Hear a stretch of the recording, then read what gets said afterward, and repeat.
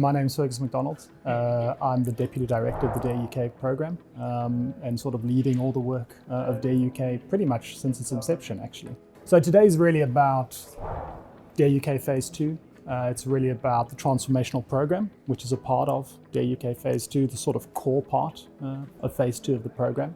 And it's really about kicking that off, right? It's really about getting the different teams who are going to be working with us, who are partnering with us, to actually deliver on that transformational program.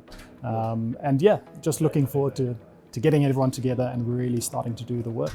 So this is the final day. So we've sort of been here the whole week. It's been 3 days before this, and this is sort of the penultimate day where we all come together and talk about what we've discussed and what we've worked through over the last 3 days. And really it's been figuring out how we're going to work together. There's a lot of different teams, a lot of really talented people that are all part of this transformational program, and really getting us to work together to understand what we're each trying to do and to make sure that, essentially the sum of all our work is greater than the parts themselves. So in terms of, how this is all funded, UKRI funds us. So we're funded through the Digital Research Infrastructure Program. So that's a program within UKRI, and they fund the DARE UK program.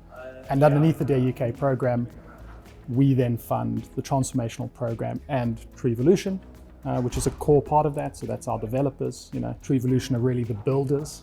They're the ones who are developing these tools. They're building these tools.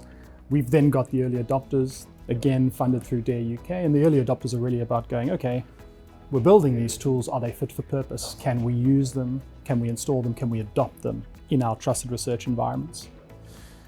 And that's really what it's about, right? That's what sort of TREvolution, the early adopters, are. In terms of, as I mentioned earlier, this is Phase 2, and there was a Phase 1, previous phase of the DARE UK program. And really what that phase was about, it was about understanding the landscape and doing some early kind of exploratory work, some exploratory testing, some exploratory building, really building proof of concepts, pilots, for what then would come in future, right? So all the work that we're talking about over the week that's just gone by and today, this morning, is really building on what was done in Phase 1.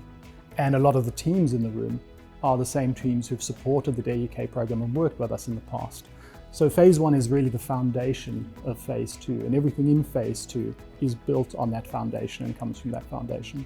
So in terms of the public and involvement from the public have been involved since the beginning of the DARE UK program. I mean, we're talking about sensitive data, right? And that's really, to a large extent, data that belongs to the publics, right? And so they have been involved throughout the DARE UK program, all the way from Phase 1. There's a whole lot of planning built into Phase 2 in all these different components, right? So even within sort of the overarching program, within TREvolution, within the early adopters, there is dedicated resourcing, planned work on public involvement and engagement to make sure that the public are part of this. They're informing the decisions we make and making some of the decisions with us about how we take this forward. So it's really built in across the program. And it's going to be a real challenge actually trying to make sure that we can make this all come together from a public involvement engagement perspective. But we're looking forward to the challenge. So in terms of what this means for research, what we're seeing, and this is the trend, we're seeing increasingly that we have the need, and researchers are asking for, the tools, the data to answer increasingly intersectional questions.